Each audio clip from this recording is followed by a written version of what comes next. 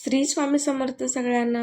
तर आज मी तुमच्यासोबत खूप छान रेसिपी शेअर करणार आहे. जर तुम्हाला दररोज चपाती भाजी खायचा कंटाळा आला असेल संध्याकाळी किंवा भाकरी, तर तुम्ही ही रेसिपी एकदा नक्की ट्राय करून बघा.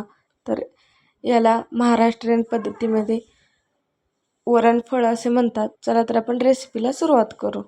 तर मी अर्धी वाटी तूर डाळ घेतलेली आहे आणि अर्धी वाटी मूग डाळ. तर मी एका कुकरमध्ये या दोन्ही डाळी टाकून घेतलेल्या आहेत. त्यामध्ये पाणी टाकलं, डाळीच्या थोडंसं वर पाणी टाकायचं. लगेच हिंग टाकून घेतली. तुम्हाला आवडत असेल तर हिंग टाकून घ्या. त्यानंतर थोडंसं तेल टाकलं. तुमच्याकडे टोमॅटो असेल तर तुम्ही टोमॅटो टाकून घ्या. त्यानंतर हळद टाकली थोडीशी आणि कुकर लावला.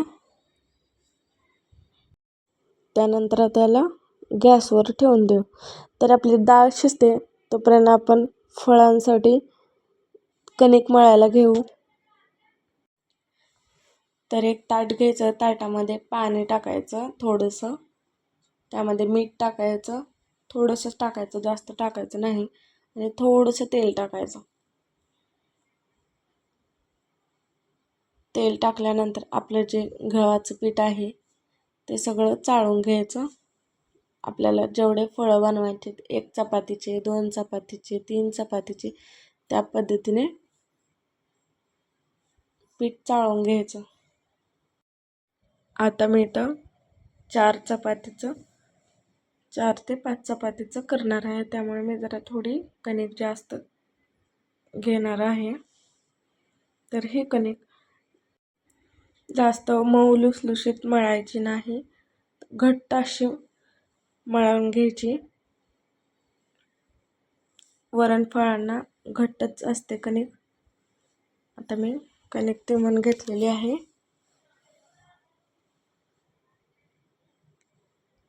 थोडंसं आता त्यावर तेल टाकायचं आणि अशी झाकून ठेवायची.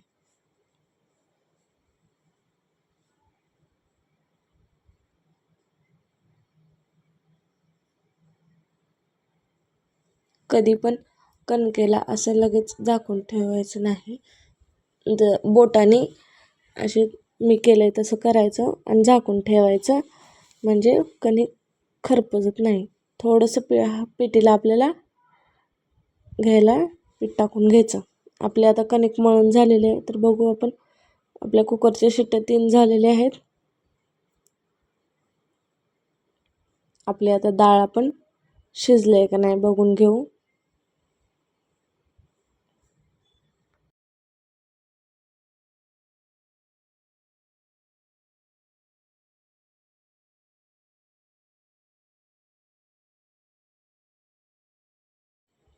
आता आपली डाळ शिजली का बघू.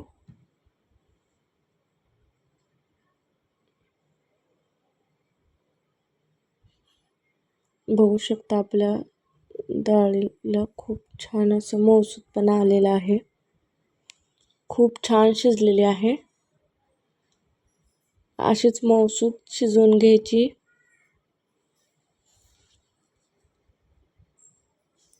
त्यानंतर आता आपण फोडणीच्या तयारीला लागू. मी कढई घेतलेली आहे. कढईमध्ये तेल टाकलेलं आहे. आपण जशी वरणाला फोडणी देतो तशीच द्यायची. जिरे टाकून घेतले, जिरे मोहरी थोडी. त्यानंतर कढीपत्ता टाकला आणि लसूण पेस्ट टाकून घेतली. लसूण पेस्ट टाकून घेतल्यानंतर थोडी हळद टाकली आणि हलवून घेतलं आणि आपण शिजवलेली डाळ टाकायची.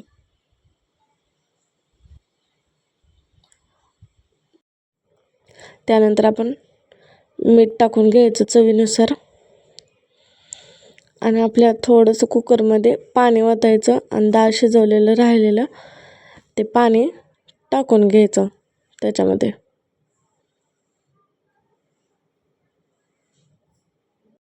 आता या वरणाला उकळी येऊ द्यायची. आता या वरणाला चांगली उकळी येते तोपर्यंत आपण चपाती लाटायला घेऊ. चपाती आपल्याला थोडीशी मीडियम साईजची लाटायची, म्हणजे थोडीशी जाड ठेवायची. आता मी अशा पद्धतीने चपाती लाटून घेतली. त्यानंतर असे त्याचे एक एक काप करून घेत आहे. तुम्हाला हवं आहे तसं मी चौकोनी करत आहे. तुम्ही गोल पण करू शकता ग्लास किंवा वाटीच्या मदतीने. त्यानंतर हे असं एक एक सोडायचं. आपल्या वरणाला उकळी फुटलेली आहे, त्यामुळे उकळी आलेली आहे, त्यामुळे आता ते टाकून द्यायचं. एक एक टाकायचं, सगळे एकत्र टाकायचे नाहीत, नाहीतर सगळे चिकटून बसतात. आता मी सगळं टाकून घेतलेलं आहे. त्यानंतर तर मी पलीकडे पाणी गरम करायला ठेवलेलं आहे. जरा थोडं पाणी कमी पडलेलं आहे. थोडंसं पाणी टाकून घेतलं गरम करून. थंड पाणी नाही ओतायचं. हलवून घ्यायचं आता.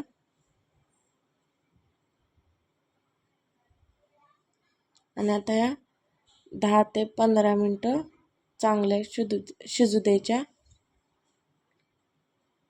एक ताट झाकायचं आणि 15 मिनटानंतर बघा आता आपल्याला शिजत आलेले आहेत का बघायचं. आता आपल्या चकुल्या छानपैकी शिजलेले आहेत.